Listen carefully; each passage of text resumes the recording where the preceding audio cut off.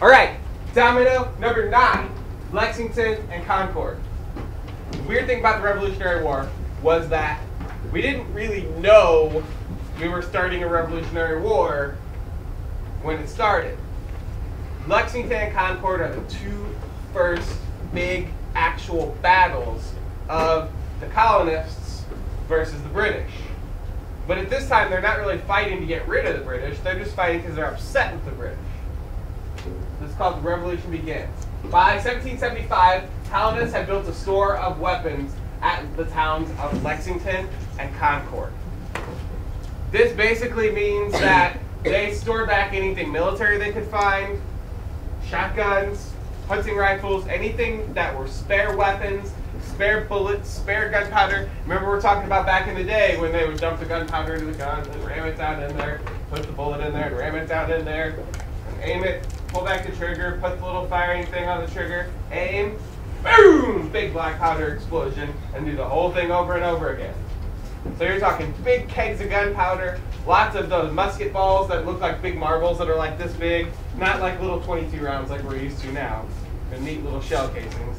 Big batches of lead and gunpowder and weapons. Samuel Adams and John Hancock, which are 2 strong supporters of the idea that the American colonists should become an American country, live in the area of Lexington and Concord, and they're kind of the supervisors of these stacks of weapons. On April 8, 1775, British General Thomas Gage sends 700 soldiers. By our standards, is that a lot? Yeah. If you think about operation in Afghanistan or Iraq or someplace like that, no, 700 soldiers is nothing. 700 soldiers proves the British Army kind of thinks this is a joke and they don't really take it too seriously.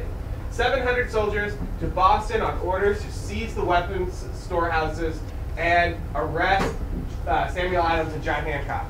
These are 2 pretty famous figures at this time. When we're picturing, when it says here,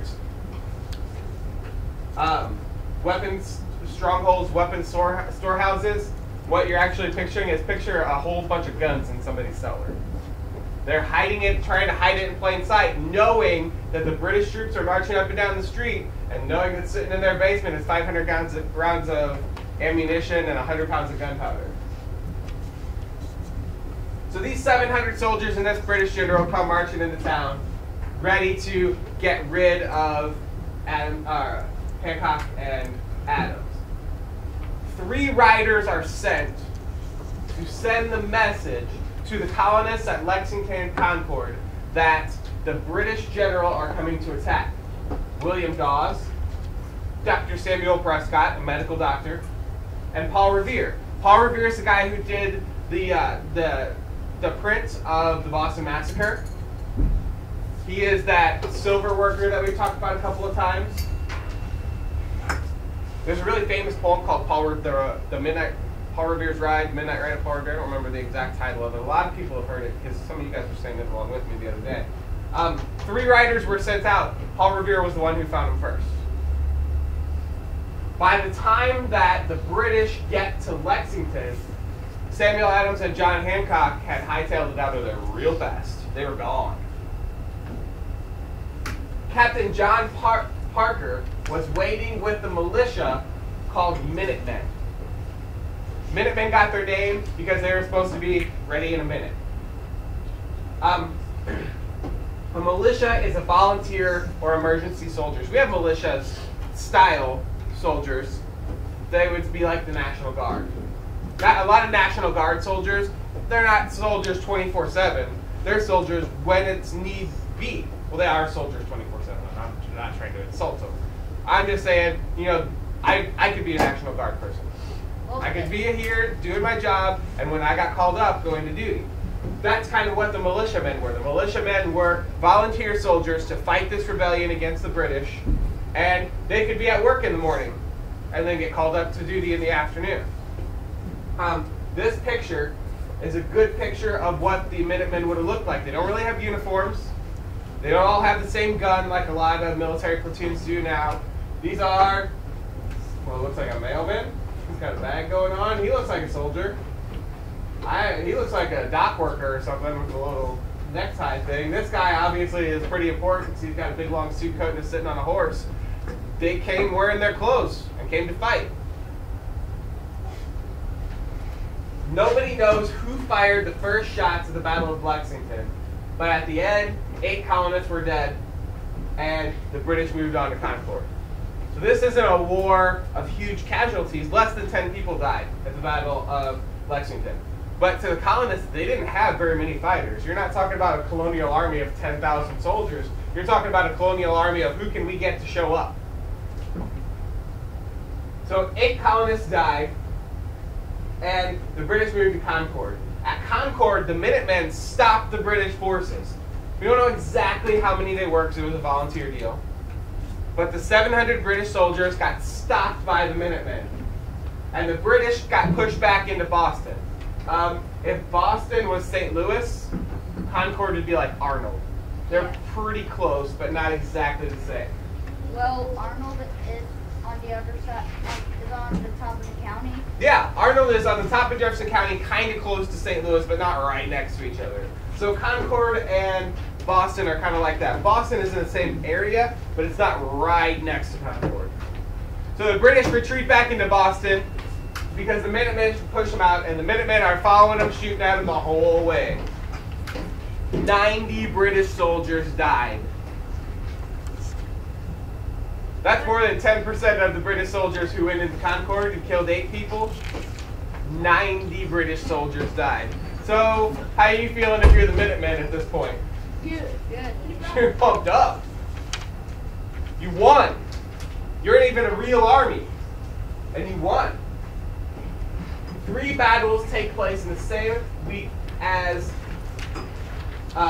Lexington and Concord in Massachusetts. This is all in the state of Massachusetts. If you guys can look back at the map, you see this red state with a little tail hanging off of it that goes out into the ocean, right there. That's the state where all these battles are getting fought.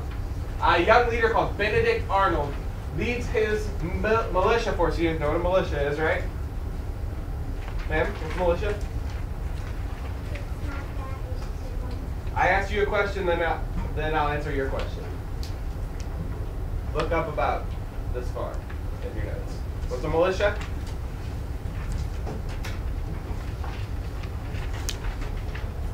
Volunteer emergency soldiers. Yeah, volunteer emergency soldiers who get the call and are there in a minute, the Minutemen. Benedict Arnold has a militia force. They're going to Fort Ticonderoga. How was that for a fun word? Ticonderoga. Kind of like what it says on the pencils, the number 2 ones. Yeah, it's exactly what it says on the number 2 pencils. That's what it's named for. Nice catch. Number 2. Since news travels really, really slowly in the 1700s, the leaders of the fort had no idea that there were even battles going on in Massachusetts. Fort Ticonderoga is right here in the southern part of New York, Vermont, like this area. It's a couple hundred miles. I've been to Vermont for vacation. Me too. They have a really awesome ski lodge. Nice. So it's only a couple hundred miles, but think about how information travels in the 1700s. It's not like I'm popping out my cell phone, getting on Facebook. I'm a British soldier. I just got my butt whooped at the Battle of Concord. Frowny face. If I'm going to send information in a faraway part of the middle of nowhere in the British Empire, how can I travel? Yeah, by horse is the fastest way. Do you think there are roads? No. There are roads maybe going from Boston to Concord, from a big city to a smaller city, but if you are at some little fort out in the middle of nowhere, and trust me, I haven't driven to Fort Ticonderoga, but I saw a sign that said Fort Ticonderoga 5 miles, that's the middle of nowhere. Even now, in the 1700s, it was way out in the middle of nowhere. Do you think there's like a nice paved highway? You would call the road a path. I actually been there. It was actually so windy. Very windy because it's up in the mountains. So these generals at the fort, they didn't know there were battles going on. They didn't know that a revolution had started. They didn't know that there were colonist militias that were going to fight against anything. They were just kind of hanging out, chilling at the fort. And then this guy comes. Yep. We'll talk about him tomorrow.